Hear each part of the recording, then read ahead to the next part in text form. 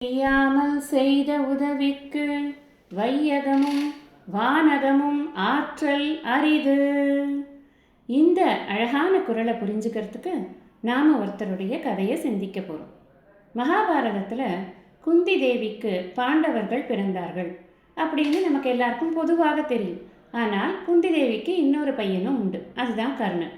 முதலில் அவள் கன்னியாக இருக்கும் பொழுதே அந்த கர்ணனை பெற்றெடுத்தாள், சூரிய தேவனுடைய மந்திரத்தை உச்சரித்து அப்படின்னு அவளுடைய சரித்திரத்தில் பார்க்கும்.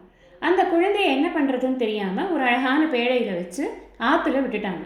அந்த ஆற்றுல விட்ட பேழையானது அஸ்தினாபுரத்து பக்கத்தில் போய் ஒதுங்கிட்டு.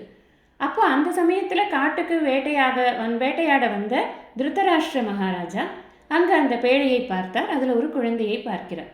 அந்த குழந்தையை பார்த்தோடனே தேரோட்டிக்கு குழந்தை இல்லை. அவர் உடனே நான் கொண்டு போய் வளர்க்குறேனே ராஜா அப்படின்னு கேட்டு அந்த குழந்தையை கொண்டு போய் வளர்த்தார். தேரோட்டியின் மகனோட இந்த துரியோதனன் ரொம்ப நட்பு ஜாஸ்தியாகி அவர்கள் இருவரும் எப்பொழுதும் இணைபிரியாத நண்பர்களாக இருந்தார்கள். இப்படியே அவர்களுடைய வாழ்க்கையில் பல சங்கடங்கள் கர்ணனுக்கு ஏற்பட்ட போது கூட துரியோதனன் அவனுக்கு ஒரு தேசத்தையே கொடுத்து அவனை ஒரு ராஜாவாக ஆக்கினான். தேரோட்டி மகன் அப்படின்னு எல்லாரும் கிண்டல் பண்ண போது இல்லை அவனும் ஒரு ராஜா தான் அப்படின்னு அந்த தேரோட்டி மகன்கிற ஒரு அந்தஸ்தை அவர் மாற்றிவிட்டான் அந்த துரியோதன். இதெல்லாம் கர்ணனுக்கு ரொம்ப ரொம்ப ஒரு பெரிய ஒரு பெருமையை கொடுத்தது. இந்த நட்பை நம்ம எப்போவுமே மறக்க முடியாது. ஏனென்றால் அவன் நமக்கு செய்திருக்கிற உதவிங்கிறது ரொம்ப ரொம்ப பெருசு அப்படிங்கிறதாக இந்த கர்ணனுடைய மனதில் ஆழமாக பதிந்தது. மகாபாரத யுத்தம் ஏற்படுகிறது. அந்த யுத்தம் நடக்கிறதுக்கு முன்னாடி குந்தி தேவி கர்ணன் கிட்ட சொல்லிடுறாங்க, நீ என்னுடைய பையன்தான், பாண்டவர்கள் உனக்கு கூட பிறந்தவர்கள் தான் அப்படின்னு.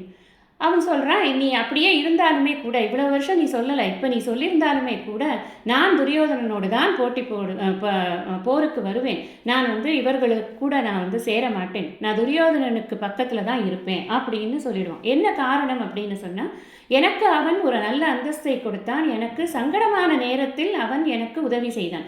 அவனுக்கு நான் எந்த உதவியும் செய்யலை, ஆனால் அவன் எனக்கு செய்த உதவிக்கு நான் நன்றி கடன் பட்டிருக்கிறேன் அப்படின்னு சொல்லி அதன்படியே அவன் கௌரவர்களுடைய பக்கத்தில் இருந்து அவன் போர் புரிந்து மாண்டான் அப்படிங்கிறது அவனுடைய சரித்திரம் அப்படின்னு பார்க்குறோம். அதனால் யார் ஒருத்தர் நமக்கு ஒரு உதவி செய்கிறாங்களோ அந்த உதவி செய்தவர்கள் நல்லவர்களோ கெட்டவர்களோ அவர்களுக்கு நாம் எந்த காலத்துலேயுமே நன்றியோடு இருக்கணும் அப்படிங்கிறது இந்த சரித்திரத்திலிருந்து நமக்கு தெரிகிறது.